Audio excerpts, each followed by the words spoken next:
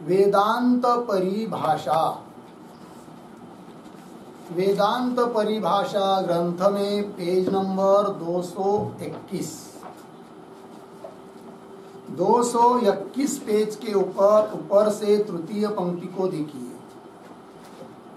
एवं उक्तानां प्रमाणानां प्रामाण्यं स्वतः एव उत्पद्यते ज्ञायते च।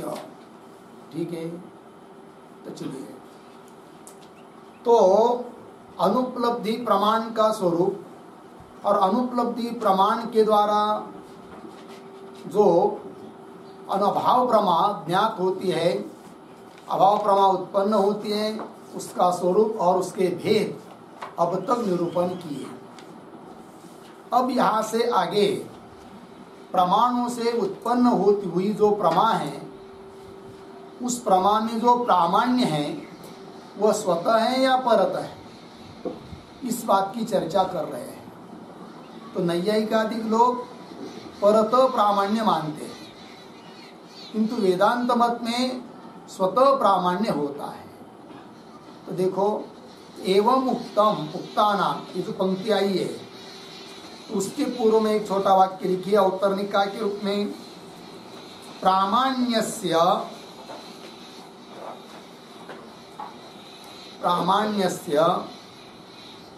स्वतस्त्वम्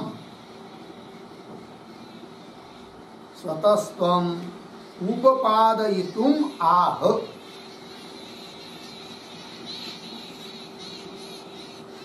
उपपादयितुम् आह एवं इति।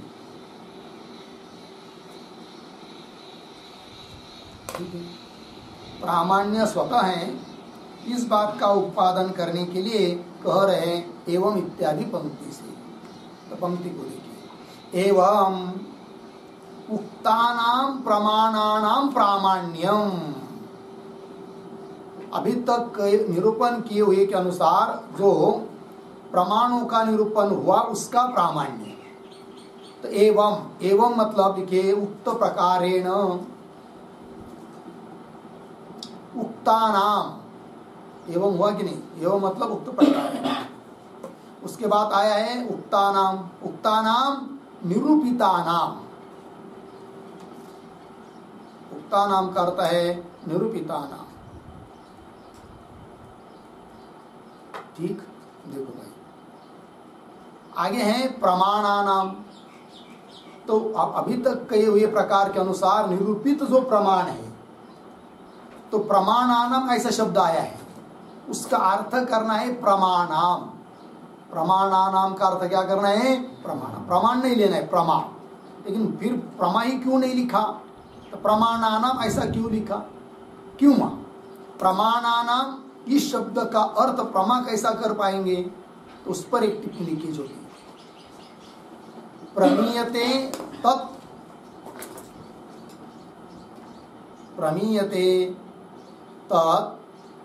प्रमाणम। प्रमीयते तत् प्रमाणम इत्याकारिकया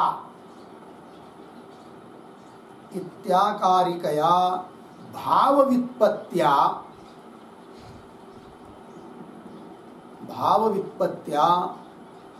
प्रमाण शब्देन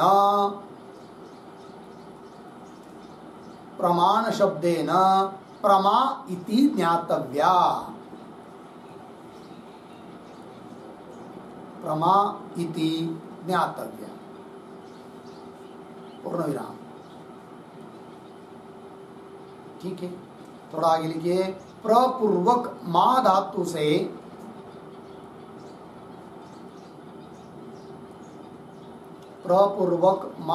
से भाव में लुट प्रत्यय,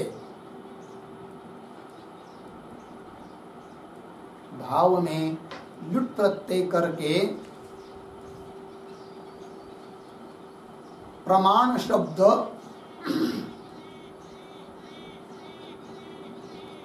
शब्द बना है, जिसका अर्थ है प्रमा।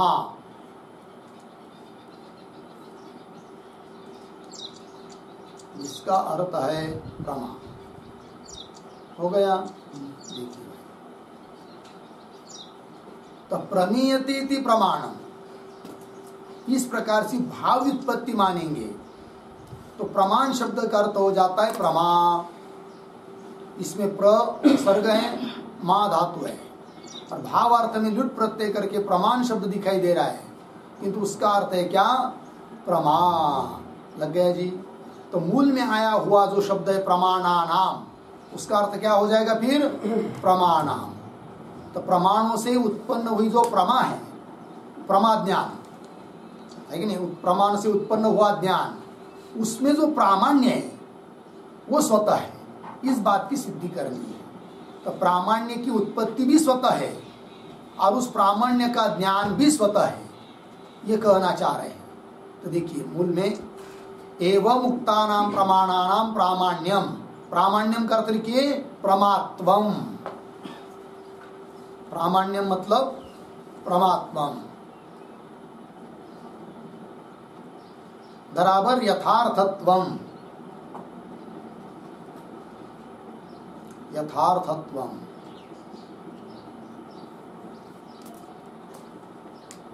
ठीक है। देखो भाई, तो प्रमाओं का प्रामाण्य अर्थात प्रमात्व, यथार्थत्व स्वतः एव उत्पद्यते न्यायते च, स्वतः उत्पन्न भी होता है और जाना भी स्वतः ही जाता है, ये कहना है, परतः नहीं है।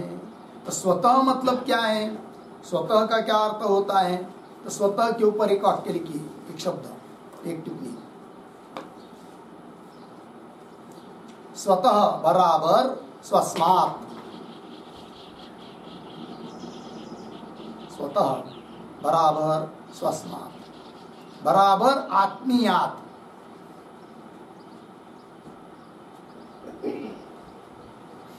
आत्मीयात् कौंस में लिखिए, स्वस्य, स्वस्य स्वहेतुकत्व अनुपपत्तेः,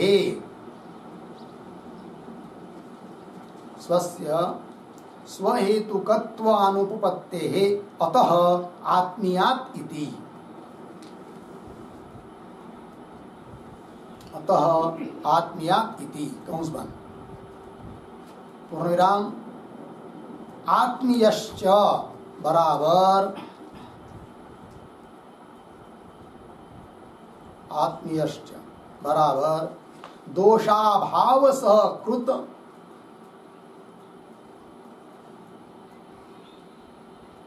दोषाभाव सह कृत ज्ञान सामान्य सामग्री,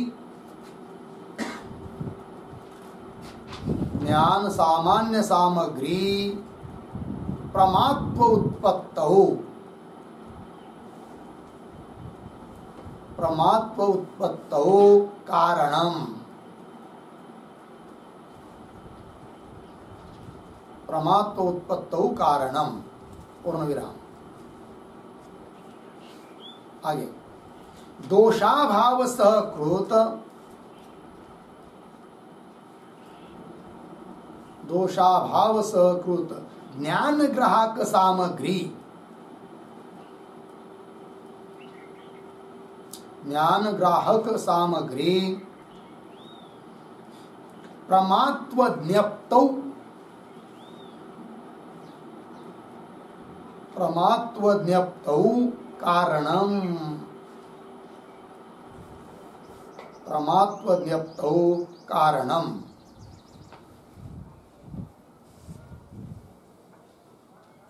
हो गया जी। चलो भाई, अर्थ देखिए। तो स्वतः एवं उत्पत्ति मतलब क्या? तो स्पष्टीकरण कर दिया। स्वतः का अर्थ कर दिया स्वस्मात्, स्वस्मात् का अर्थ कर दिया आत्मीयात्। ऐसा अर्थ क्यों करना पड़ा? तब बता दिया कि स्वस्य स्वहेतुकत्व अनुपपत्ति, कोई भी चीज कहीं पर भी स्वयं स्वयं के लिए कारण नहीं होती है, और स्वतः बता रहे प्रामाण्य को, फिर वो कैसे? अतः अर्थ कर दिया क्या? स्वस्मात् अर्थात आत्मीयात्, ठीक है ना, स्वतः स्वस्मात् आत्मीयात्। तो आत्मीय मतलब कौन, किससे उत्पन्न होता है प्रामाण्य? तो वो बता दिया, वो दो बताया, प्रामाण्य उत्पत्ति के लिए कारण कौन और उसके ज्ञान की उत्पत्ति के लिए कारण कौन। तो पहले वाक्य में बताया दोषाभाव सकृत, दोष का अभाव भी चाहिए, दोष रहेगा तो प्रामाण्य की उत्पत्ति नहीं होगी। तो दोष अभाव सकृत ज्ञान सामान्य सामग्री, ज्ञान को उत्पन्न करने की जो सामान्य सामग्री है, जैसे चक्षुआदि इंद्रियों का विषय के साथ सन्निकर्ष, प्रकाश, महत्व, उद्भूत रूप आदि आदि जो भी सामग्री होगी, है कि नहीं, तो दोष भी न हो और ज्ञान की सामान्य सामग्री हो, वह सामग्री है प्रमात्व के उत्पत्ति के लिए कारण। तो पहले वाक्य में बताया दोषाभाव सकृत ज्ञान सामान्य सामग्री, मतलब जिस सामग्री से ज्ञान उत्पन्न होता है उसी सामग्री से प्रमात्व भी उत्पन्न होता है। इसी का मतलब है क्या, स्वतः प्रामाण्य। और नैयायिक ऐसा नहीं मानते, वे कहते हैं ज्ञान को उत्पन्न कराने वाली जो सामग्री है उससे ज्ञान तो उत्पन्न हुआ, किंतु उसमें प्रामाण्य उत्पन्न होने के लिए और दूसरे कुछ गुण चाहिए, अतः प्रामाण्य परतः उत्पन्न होता है, ऐसा वो कहते हैं। तो कौन अन्य सामग्री वो मानते हैं उसकी भी थोड़ी चर्चा होगी, किंतु वेदांत मत में तो प्रामाण्य कैसा है, स्वतः है। इसको पहले समझ ले रहे हैं हम लोग। तो दोषाभाव सकृत ज्ञान सामान्य सामग्री प्रमात्व उत्पत्तो, प्रमात्व के उत्पत्ति में कारण है, लगाया। और उसके ज्ञान की उत्पत्ति में कौन कारण है फिर, तो अगले वाक्य में दोष अभाव सकृत, दोष का अभाव यहां भी चाहिए, दोष अभाव सकृत ज्ञान ग्राहक सामग्री, पहली सामग्री ज्ञान सामान्य सामग्री, ज्ञान को उत्पन्न करने के लिए सामग्री, और ये दूसरी ज्ञान को ग्रहण करने के लिए सामग्री, ठीक है ना जी। तो ज्ञान ग्राहक सामग्री प्रमात्व ज्ञप्तो, प्रमात्व के ज्ञान में कारण होती है। और मूल वाक्य में आया ना, उत्पद्यते ज्ञायते च, क्या, स्वतः एव उत्पद्यते और स्वतः एव ज्ञायते। कौन, प्रामाण्यम, केशाम, प्रमाणानाम प्रामाण्यम। लग गया जी, प्रमाओं का प्रामाण्य स्वतः ही उत्पन्न होता है और स्वतः ही जाना जाता है, इसी का नाम है स्वतः प्रामाण्य। मिल गई पंक्ति, चलिए। एवं मुक्तानां प्रमाणानां प्रामाण्यम स्वतः एव उत्पद्यते न्यायते च। आगे उसका स्पष्टीकरण कर रहे हैं। तथा ही स्मृति अनुभव साधारणम संवादी प्रवृत्ति अनुकूलम तद्वती तत्प्रकारक ज्ञानत्वम प्रामाण्यम। ये प्रामाण्य है। क्या है भी प्रामाण्य, प्रामाण्य मतलब प्रमात्व है कि नहीं। तो क्या बताया, ऐसा ये प्रामाण्य है कि जो दोनों में रह रहा है। किन दोनों में भाई, स्मृति और अनुभव। तो यथार्थ स्मृति में भी वो प्रामाण्य है और अनुभव में भी है, यथार्थ अनुभव में, भ्रम अनुभव नहीं लेना चाहिए, ठीक है ना जी। तो कोई कह रहे तथा स्मृति अनुभव साधारण, स्मृति अनुभव साधारण मतलब दोनों में रहने वाला, ऐसा नहीं कि अनुभव में रहने वाला प्रामाण्य उसी को बता रहे हैं, या स्मृति में रहने वाला जो प्रामाण्य उसी को बता रहे हैं, ये नहीं, दोनों में रह रहा है वो, दोनों में रहने वाले प्रामाण्य का लक्षण कर रहे हैं। तथा स्मृति अनुभव साधारणम प्रामाण्य, क्या है वो प्रामाण्य, उभय साधारण, तो बीच में दिया संवादी प्रवृत्ति अनुकूलम तद्वती तत्प्रकारक ज्ञानत्वम, ये लक्षण हुआ प्रामाण्य का। तो प्रामाण्य मतलब प्रमात्व, तो क्या लक्षण है भाई, संवादी प्रवृत्ति अनुकूलम तद्वती तत्प्रकारक ज्ञानत्वम प्रमात्वम, ठीक है। संवादी प्रवृत्ति के लिए अनुकूल, संवादी प्रवृत्ति, प्रवृत्ति के दो प्रकार, संवादी प्रवृत्ति, विसंवादी प्रवृत्ति। संवादी प्रवृत्ति किसको कहते हैं कि जो प्रवृत्ति फल देने वाली है, सफल है, उसको कहते हैं क्या, संवादी प्रवृत्ति। और जो प्रवृत्ति निष्फल है, जिस उद्देश्य से प्रवृत्त हुआ है वो नहीं मिल रहा है, तो वो क्या प्रवृत्ति हुई, निष्फल प्रवृत्ति हुई। मणि पर, मणि के प्रभाव पर मणि बुद्धि हुई लेने के लिए, तो वो प्रवृत्ति कैसी हुई, संवादी प्रवृत्ति है, क्योंकि उसके माध्यम से मणि मिलने वाला है। और दीप की प्रभा पर मणि बुद्धि से जो प्रवृत्ति हो रही है वो कैसी है? विसंवादी है कि नहीं? क्योंकि वहां प्रवृत्ति होगी तो क्या मिलेगा? दीप मिलेगा, मणि मिलेगा नहीं। लग गया कि नहीं? संसार में जो प्रवृत्ति है कि नहीं, सुख की इच्छा से कि ऐसा सुख हमको मिले कि जिससे उत्कृष्ट और कोई सुख न हो और जहां दुख का लवलेश भी न हो, तो प्रवृत्ति हो रही है। तो दो प्रकार की प्रवृत्ति दिखाई दे रही है, एक सामान्य संसारी लोगों की प्रवृत्ति और एक सनक सनंदनादि संत विरक्त महापुरुष साधु संत उनकी भी प्रवृत्ति हो रही है। एक की परमार्थ की तरफ प्रवृत्ति है, एक संसार की तरफ प्रवृत्ति है। उद्देश्य दोनों का एक ही है कि हमको ऐसा सुख मिले कि जिससे बढ़कर कोई सुख न हो। अब देखिए, संसार में प्रवृत्ति होकर जो प्रवृत्त हो रहा है उस उद्देश्य के लिए, वो प्रवृत्ति कैसी हो जाएगी? विसंवादी। कितना भी प्रवृत्त होगा, दौड़ेगा, टाटा बिरला की तरह श्रीमंत हो जाएगा, चाहे इंद्रपद भी प्राप्त कर लेगा, तो भी उस संपत्ति से, संसार से वो अंतिम सुख मिलने वाला नहीं है। तो प्रवृत्ति कैसी हुई?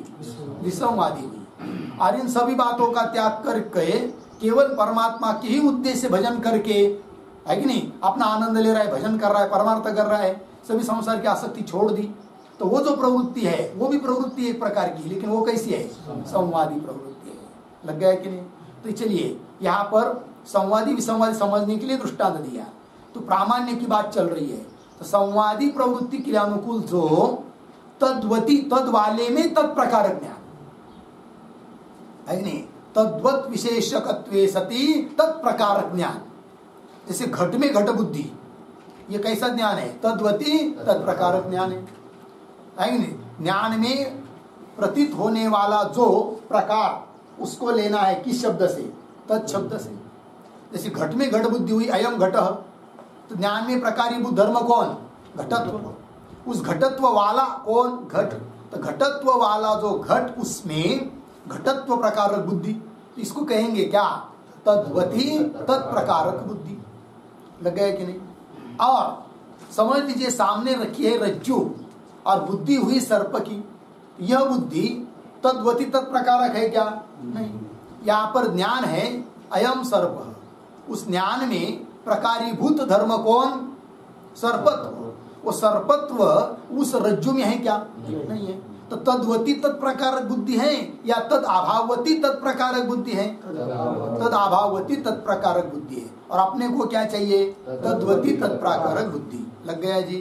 तो चलिए, तो संवादी प्रवृत्ति के लिए अनुकूल तद्वती तत्प्रकार जो ज्ञान, ज्ञानत्वम, यही है प्रामाण्य। लग गया जी? तच्च, मिल गया पंक्ति? तच्च ज्ञान सामान्य सामग्री प्रयोज्यम। तच्च, तच्च, तच्च शब्द से क्या लेंगे? तत् शब्द का अर्थ लिखिए। तच्च मतलब तथाविध प्रामाण्यम च।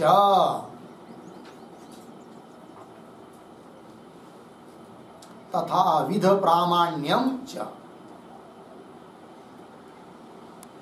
ठीक है? उस प्रकार का प्रामाण्य किससे उत्पन्न होता है? तब दिया ज्ञान सामान्य सामग्री प्रयोज्यम। लग गया जी? तो ज्ञान सामान्य सामग्री प्रयोज्य, ये क्या है? इसका विग्रह लिखिए, इस पर एक वाक्य। ज्ञान सामान्यस्य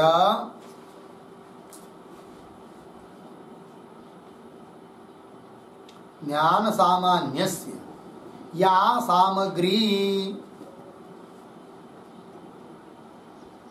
या सामग्री आत्म मनस संयोगादि रूप, आत्म मनस संयोगादि रूप कारण कलाप, कारण कलाप तज्जन्यम इत्यर्थः। तज्जन्यम इत्यर्थः पूर्ण विराम। तथा च,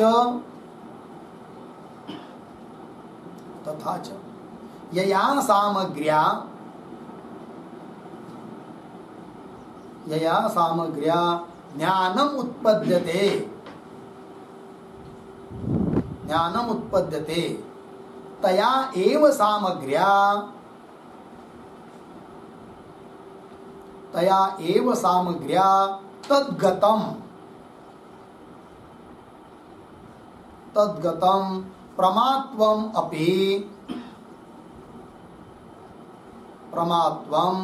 अपि उत्पद्यते इति भावः। उत्पद्यते इति भावः हो गया जी। चलिए अर्थ। ज्ञान सामान्यस्य या सामग्री, ज्ञान सामान्य की जो सामग्री है वो कौन? उदाहरण आत्म मन का संयोग आदि रूप सामग्री। क्योंकि कोई भी ज्ञान होने के पहले सबसे पहले आत्मा मन का क्या होता है? संयोग होता है। फिर आत्म संयुक्त मन का उस इंद्रिय के साथ क्या होता है? सन्निकर्ष होता है। तो ज्ञान सामान्य से या सामग्री आत्म मन संयोग आदि रूप कारण कलाप सभी कारण तज्जन्यम उससे जन्य जो प्रामाण्य है उसी को कहते स्वतः प्रामाण्य। तथा च और स्पष्टीकरण कर दिया, यया सामग्र्या ज्ञानम उत्पद्यते, जिस सामग्री से ज्ञान उत्पन्न होता है तया एव सामग्र्या, उसी सामग्री से तद्गत प्रमात्वम अपि, तद्गत प्रमात्व भी उत्पन्न होता है। इसी को कहते क्या? स्वतः प्रामाण्य। ठीक है, चलिए। तच्च ज्ञान सामान्य सामग्री प्रयोज्यम, प्रयोज्य मतलब जन्य, उस सामग्री से जन्य हो। इतना लगा। आगे न तु अधिकम गुणम अपेक्षते, अधिक गुण की वो अपेक्षा नहीं करता है। कौन? प्रामाण्य है कि नहीं? प्रामाण्य उत्पन्न होता है उसी से जो ज्ञान की उत्पादक सामग्री है। ज्ञान की उत्पादक सामग्री से अन्य और गुणों की अपेक्षा नहीं करता है प्रामाण्य। यदि और गुणों की अपेक्षा करता तो वो भी परता हो जाता, किंतु परता नहीं है। ये कैसा है? स्वतः है।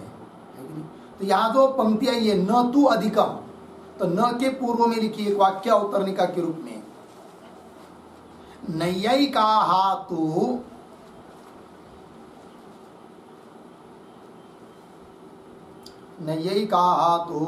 प्रमात्वस्य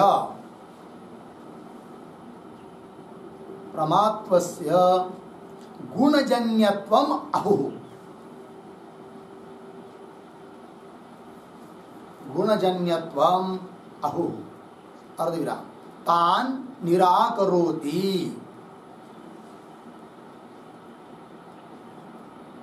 तान निराकरोति न तु इति।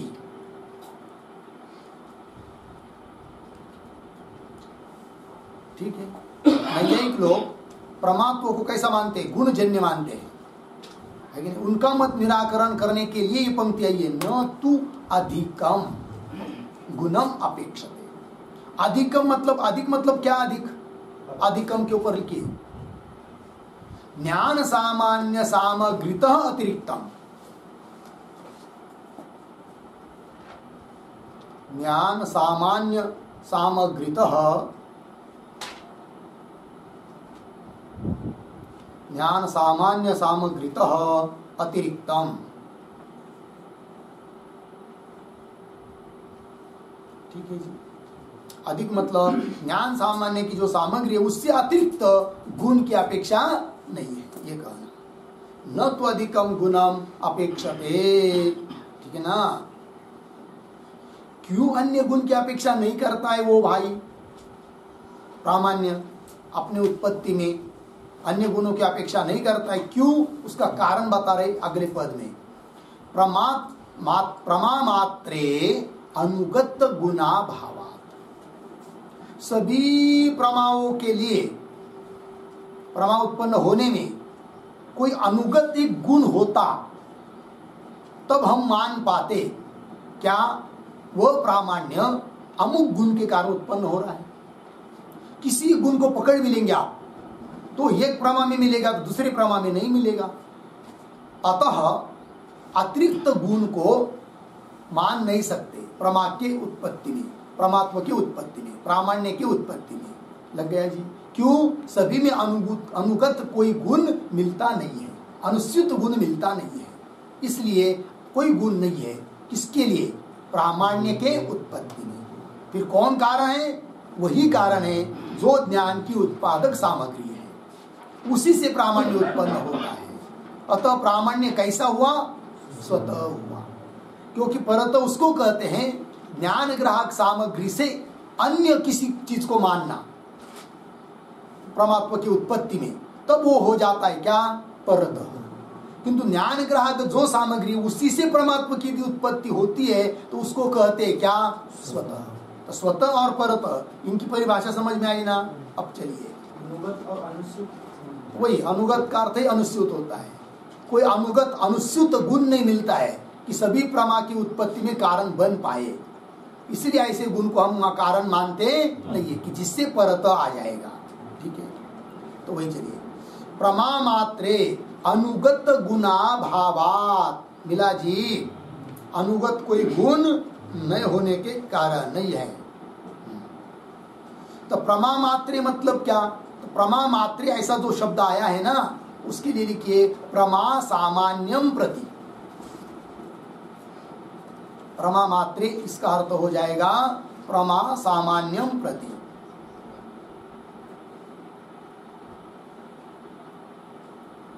मतलब यावत प्रमा के लिए क्या नहीं है भाई? अनुगत गुणा भावात। मिला? अनुगत गुणा भावात मतलब क्या? उसका भी अर्थ लिखिए, अविविचारिणः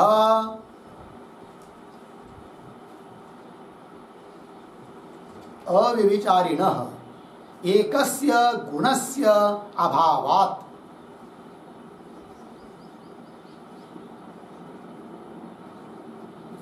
अविविचारिणः एकस्य गुणस्य अभावात् इत्यर्थः। ठीक है,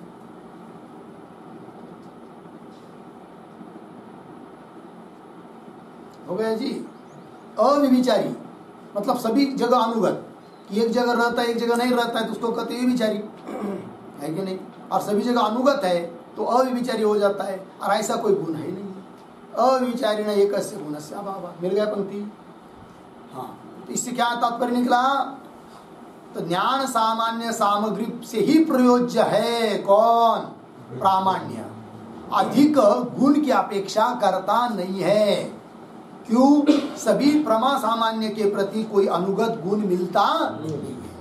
आगे, अब कदाचित पूर्व पक्षी कहेगा सभी प्रमा के लिए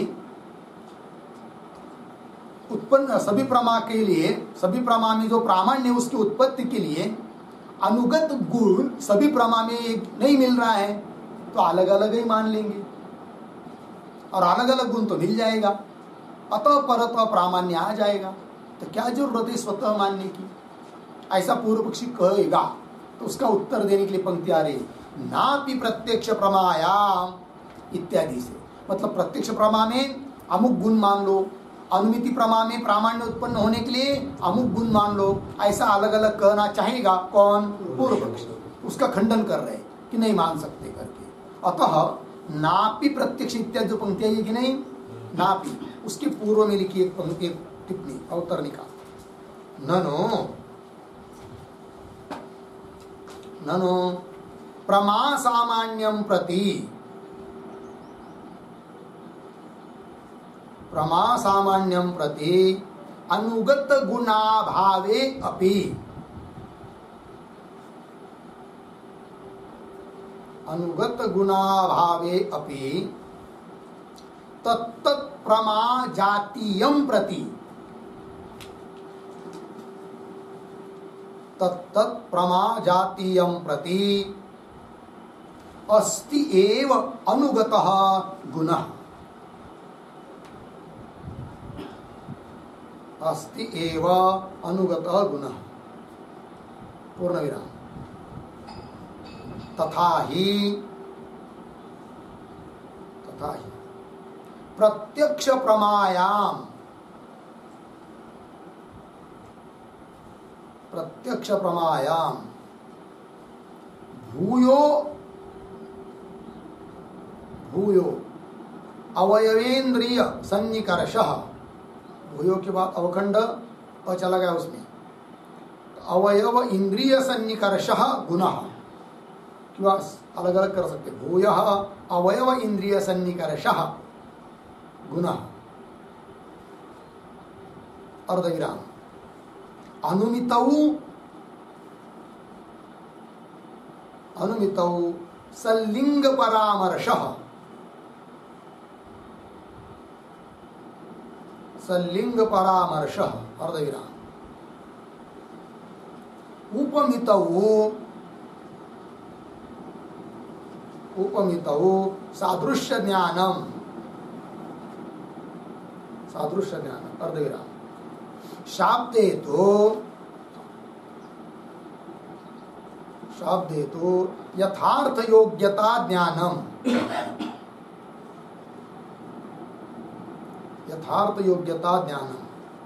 पूर्ण विराम तथा च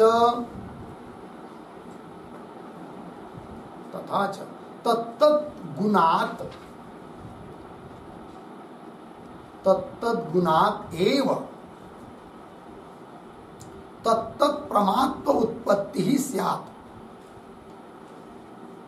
तत्तत् प्रमात्व उत्पत्ति ही स्यात् इति आशंक्य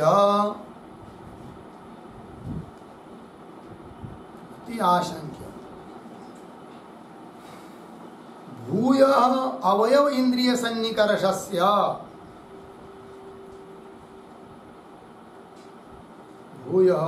अवयवेन्द्रिय सन्निकर्षस्य गुणत्वम् अपाकरोति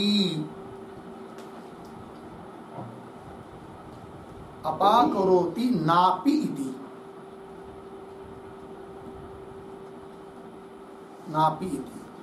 ठीक है।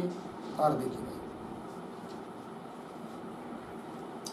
ननु प्रमा सामान्यम प्रति पूर्व पक्षी बोलेगा कि प्रमा सामान्य मतलब यावत प्रमा के लिए अनुगत गुणाभावेपि अनुगत कोई गुण नहीं मिल रहा है, कोई बात नहीं, अनुगत गुणाभावेपि तत्त प्रमा जातीयम प्रति उस जातीय प्रमा के लिए उस गुण को मान लेंगे। प्रत्यक्ष प्रमा के लिए अलग, अनुमिति प्रमा में प्रामाण्य जो उत्पन्न होने वाला है उसके लिए अलग, ऐसा अलग अलग मान लेंगे। ऐसा बोल रहा है कौन? पूर्व पक्षी। तत्त प्रमा जातीयम प्रति अस्ति एव अनुगत गुण, तथा ही स्पष्ट कर रहा है वो प्रत्यक्ष प्रमायाम, प्रत्यक्ष प्रमा में गुण मानेंगे किसको? भूय अवयव इंद्रिय सन्निकर्ष, जिस चीज का ज्ञान हो रहा है घट आदि का, उसके अनेक अवयवों के साथ इंद्रिय का सन्निकर्ष, यही गुण मान लेंगे। तभी तो उसमें प्रमा उत्पन्न हो रही है, प्रामाण्य उत्पन्न हो रहा है, ऐसा मान लेंगे। ऐसा कहना चाहता है पूर्व पक्षी। तो प्रत्यक्ष प्रमायाम भूय अवयव इंद्रिय सन्निकर्ष गुण, और अनुमिति में मान लेंगे कौन? सलिंग परामर्श, सद हेतु और उसका परामर्श ज्ञान विशेष। उपमिति में मान लेंगे किसको? सादृश्य ज्ञान को। शाब्द बोध में मान लेंगे किसको? यथार्थ योग्यता ज्ञान को, है कि नहीं? तथा च तत्त गुणात्, उस गुण से, अलग अलग गुण से, एवं तत्त प्रमात्व उत्पत्ति, उस प्रमात्व की उत्पत्ति हो जाएगी। इति आशंक्य, ऐसी शंका करके, ऐसे शंका कर रहा है कौन? पूर्व पक्षी। कि सभी प्रमा के लिए अनुगत गुण न मिलने पर भी अलग अलग गुण मिल रहा है, अलग अलग ही क्यों न हो, मान लो, तो उससे क्या लाभ होगा फिर? परत प्रमात्व की सिद्धि होगी, परत प्रामाण्य की सिद्धि होगी, क्योंकि अतिरिक्त गुण को मान लिया। तो लग गया जी, क्योंकि सिद्धांतियों ने क्या कहा था?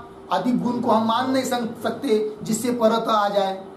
क्यों मान नहीं सकते गुण को? सभी में अनुगत गुण कोई नहीं है। तब उसने क्या कहा? सभी प्रमा के लिए, सामान्य के लिए अनुगत गुण न मिलने पर भी अलग अलग गुण तो मिल रहा है, उसी को मान लो अलग अलग। तब उससे क्या होगा फिर? परत प्रामाण्य आ जाएगा, स्वतः प्रामाण्य मानने की जरूरत नहीं पड़ेगी। ऐसा अभिप्राय है किसका? पूर्व पक्षी का। अब उसमें से सबसे पहले जो प्रत्यक्ष प्रमा, और उस प्रत्यक्ष प्रमा के लिए, है कि नहीं, गुण माना है उन्होंने कौन सा?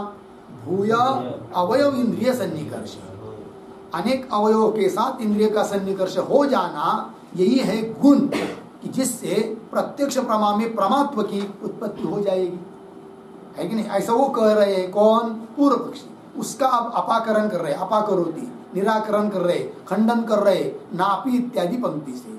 तो मूल में पंक्ति देखिए, नापि प्रत्यक्ष प्रमायाम भूय अवयव इंद्रिय सन्निकर्ष, प्रत्यक्ष प्रमायाम भूय अवयव इंद्रिय सन्निकर्ष न, है कि नहीं? बोलेंगे क्यों नहीं, मानेंगे तो क्या आपको दिक्कत होगी भाई, है कि नहीं?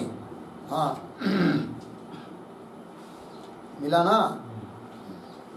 तो उसका कारण बता रहे सिद्धांती, क्यों मान नहीं सकते करके। लग गया जी? तो ये जो पद आए यहाँ पर, भूय अवयव इंद्रिय सन्निकर्ष, मिला कि नहीं? उसका अर्थ लिखिए, भूयो ही, भूयो ही बराबर बहुविहि, बहुविहि अवयवैहि, अवयवैहि इंद्रियस्य सन्निकर्षः, इंद्रियस्य सन्निकर्ष। मिला? चलो भाई, तो भूयो अवयव इंद्रिय सन्निकर्ष मतलब क्या? तो भूयो भी का अर्थ कर दिया बहु भी, अनेक अवयवों के साथ इंद्रिय का सन्निकर्ष, यह अर्थ। तो उसको भी कारण नहीं मान सकते प्रत्यक्ष प्रमाण में। क्यों? उसका हेतु बता रहे। क्या? रूपादि प्रत्यक्षे आत्म प्रत्यक्षे च तद अभावात्। लग गया जी? रूपादि का प्रत्यक्ष होने में और आत्मा का प्रत्यक्ष होने में तद अभावात्, तद अभावात् भूयो अवयव इंद्रिय सन्निकर्ष अभावात्, ठीक है ना? तद अभावात् पद आया ना, उसका अर्थ लिखिए, तद अभावात् बराबर भूय अवयव इंद्रिय सन्निकर्ष अभावात्, भूयो अवयव इंद्रिय सन्निकर्षाभावात् अर्धविराम तेषाम अवयवाभावात् इति भावः, तेषाम अवयवाभावात्। ठीक है, अब देखिए भाई, रूपादि प्रत्यक्ष, समझ लीजिए रूप का प्रत्यक्ष हो रहा है, ध्यान दीजिए। तो उसके पहले समझ लीजिए घट का प्रत्यक्ष हो रहा है, तो नैयायिक के अनुसार घट का प्रत्यक्ष हुआ कि नहीं? तो प्रत्यक्ष प्रमा उत्पन्न हुई, उसमें प्रमात्व आया, किससे? परतः। कौन यहाँ पर पर है? गुण, अनेक अवयवों के साथ इंद्रिय का सन्निकर्ष। तो घट का प्रत्यक्ष हो रहा है कि नहीं? तो घट के जो अनेक अवयव, अनेक कपाल, एक से ज्यादा अनेक होते हैं, तो दो आदि तीन, दो तीन जो भी कपाल होंगे, उन कपालों के साथ चक्षुर इंद्रिय का क्या हुआ? सन्निकर्ष। अनेक अवयवों के साथ इंद्रिय का सन्निकर्ष हुआ है, अर्थात अतिरिक्त गुण है, उससे प्रमात्व उत्पन्न हुआ। अतः प्रामाण्य अर्थात प्रमात्व परत आया, ऐसा बोलेगा कौन? नैयायिक। तब उसको बोलेंगे ठीक है, घट के बारे में तुमने कहा, पट के बारे में भी कह सकते हो, क्योंकि पट को भी अवयव है, घट को भी अवयव है, किंतु हमको प्रत्यक्ष हो रहा है अब रूप का। किसका प्रत्यक्ष हो रहा है? रूप का। तो रूप का प्रत्यक्ष हुआ तो प्रत्यक्ष प्रमा उत्पन्न हुई, उसमें आने वाला जो प्रमात्व है, प्रामाण्य प्रमात्व, उसके लिए गुण अतिरिक्त चाहिए। और वो अतिरिक्त गुण क्या माना आपने प्रत्यक्ष प्रमा में? अनेक अवयवों के साथ इंद्रिय का सन्निकर्ष। तो रूप की बताओ कौन अवयव है? तो रूप के लिए कोई अवयव है? कोई अवयव नहीं है। रूप के लिए क्यों अवयव नहीं है? रूप के लिए, घट के लिए अवयव है, पट के लिए अवयव है, रूप के लिए अवयव क्यों नहीं है? अवयव गुण को नहीं होते, रूप गुण है, द्रव्य को होते। वो भी द्रव्य कौन से? जो द्रव्य उत्पन्न होने वाले हैं, देनुकादिक द्रव्य, पृथ्वी आदि द्रव्य, घटादि द्रव्य, उसके अवयव होते हैं। जो नित्य द्रव्य होते हैं, परमाणु, आत्मा वगैरह, उसके भी अवयव नहीं होते हैं, है कि नहीं? जन्य द्रव्य के अवयव होते हैं, और गुण आदि की तो अवयव होते ही नहीं है। तो रूप क्या है? गुण है, तो उसके कोई अवयव नहीं है। अवयव ही नहीं है तो प्रमात्व उत्पन्न होने के लिए जो आपने गुण माना अतिरिक्त, कौन सा? अनेक अवयवों के साथ इंद्रिय का सन्निकर्ष, तो कैसा मानेंगे यहाँ पर? नहीं मान सकते। ठीक है ना? अड़चन, दिक्कत आ गई कहाँ पर? रूपादि के प्रत्यक्ष में। प्रत्यक्ष हो रहा है, प्रमात्व उत्पन्न हो रहा है, कार्य उत्पन्न हो रहा है, कारण नहीं मिल रहा है, तो क्या हुआ? कारण के बिना कार्य उत्पन्न हो रहा है, तो क्या हुआ? क्या हुआ? व्यभिचार। कौन सा? कारण सत्वे कार्याभाव, अन्वय व्यभिचार। कारणाभावे कार्य सत्वम, व्यतिरिक्त व्यभिचार। याद नहीं रखते, ठीक है ना? यहाँ पर व्यभिचार हुआ, व्यतिरिक्त व्यभिचार हुआ। इसलिए परमात्मा की उत्पत्ति में कारण मान नहीं सकते अनेक अवयवों के साथ इंद्रिय के सन्निकर्ष है कि नहीं। और एक उदाहरण दिया आत्म प्रत्यक्ष, मन के द्वारा आत्मा का प्रत्यक्ष होता है कि नहीं ये किया अहम सुखी अहम दुखी अहम देवदत्त इत्यादि रूप से आत्मा का क्या होता है प्रत्यक्ष होता है। किसका हुआ प्रत्यक्ष आत्मा का। तो उस प्रत्यक्ष प्रमा में परमात्मा है कि नहीं है। और परमात्मा की उत्पत्ति के लिए नैयायिकों ने क्या माना अतिरिक्त गुण माना। और प्रत्यक्ष प्रमा में अतिरिक्त गुण कौन माना अनेक अवयवों के साथ इंद्रिय का सन्निकर्ष। तो बताओ यहाँ पर कौन से अनेक अवयव है कि जिसके साथ इंद्रिय का सन्निकर्ष हुआ। आत्मा के लिए कोई अवयव है क्या कोई नहीं है। अतः यहाँ पर भी कारण तो ही नहीं है गुण परमात्मा उत्पन्न हो गया। अतः यहाँ पर भी आया क्या व्यतिरेक विचार। अतः परमात्मा की उत्पत्ति में कोई अतिरिक्त गुण अलग अलग भी मान नहीं अनुगत तो कोई है ही नहीं। लगी पंक्ति चलिए। रूपादि प्रत्यक्षे आत्म प्रत्यक्षे च तद अभाव। लग गया इतना आगे। अब और दोष दे रहे भाई। अब क्या दोष दे रहे व्यतिरिक्त विचार दिखाया। अब दिखाएंगे क्या अन्वय विचार। अन्वय विचार दिखाना पड़ेगा तो क्या दिखाना पड़ेगा यहाँ पर क्या दिखाना पड़ेगा क्या रहेगा क्या नहीं रहेगा जिससे कि अन्वय विचार सिद्ध होगा। कारण है कार्य नहीं। कारण कौन अनेक अवयवों के साथ इंद्रिय का सन्निकर्ष ये कारण है। और उससे उत्पन्न होनी चाहिए कौन परमात्मा। वो तो उत्पन्न नहीं हो रहा है कारण तो है। अतः हो जाएगा क्या अन्वय विचार। उसका उदाहरण दे रहे सत्यपि तस्मिन मिला। सत्यपि तस्मिन तस्मिन तस्मिन शब्द से क्या लेंगे पहले पंक्ति पर देखिए रूपादि प्रत्यक्षे आत्म प्रत्यक्षे च तद अभावात् सत्यपि तस्मिन तस्मिन हाँ भूय अवयव इंद्रिय सन्निकर्षे गुणे रहने पर भी सत्यपि तस्मिन। लिखिए तस्मिन पर एक वाक्य भूयो अवयव इंद्रिय सन्निकर्षे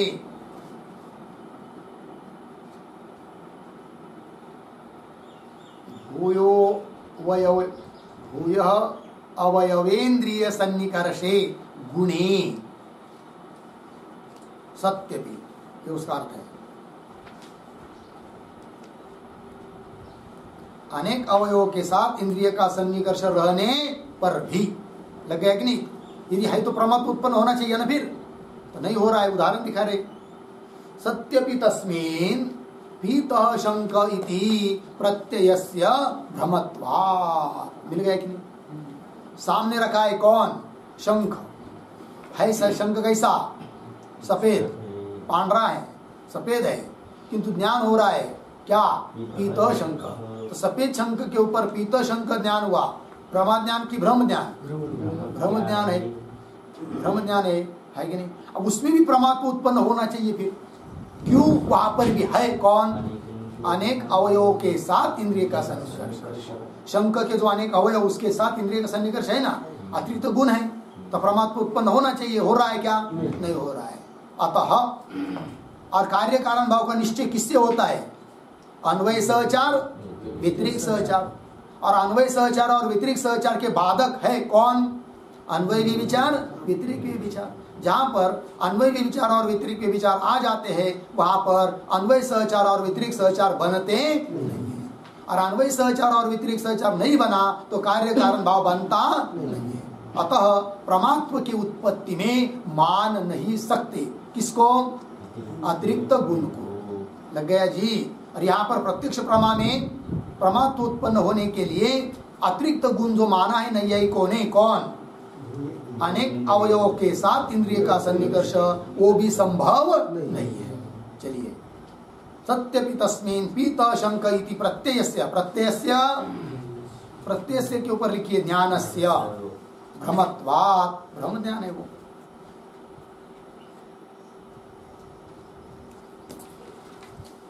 लग गए जी। भ्रमत्वाच्च आया ना एक वाक्य लिखिए उस पर। पीतः शंक इत्यत्र पीतः शंकः इत्यत्र गुण सद्भावे अपि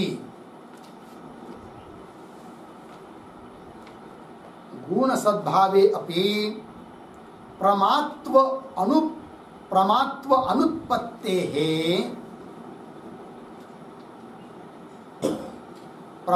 अनुत्पत्तेः अर्धविराम तस्य तथाविध गुणजन्यत्वम्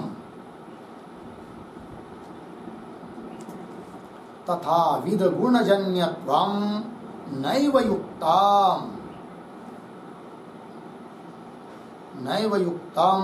इति भावः।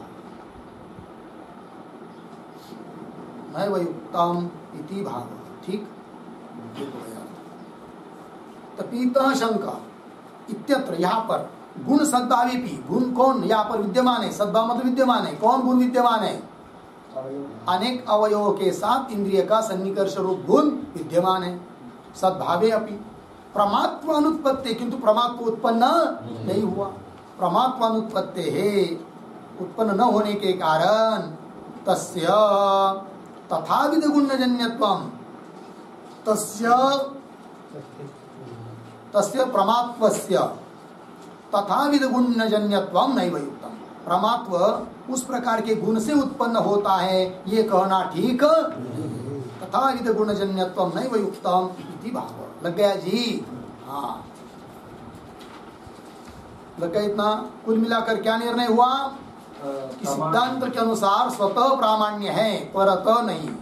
अन्य लोग जो परतः प्रामाण्य मानते हैं और उनके परतः का अभिप्राय बता दिया अधिक गुण मानना है ना। तो प्रत्यक्ष प्रमा में अधिक गुण उन्होंने बताया, तो वो यहाँ पर संभव नहीं हो पाया।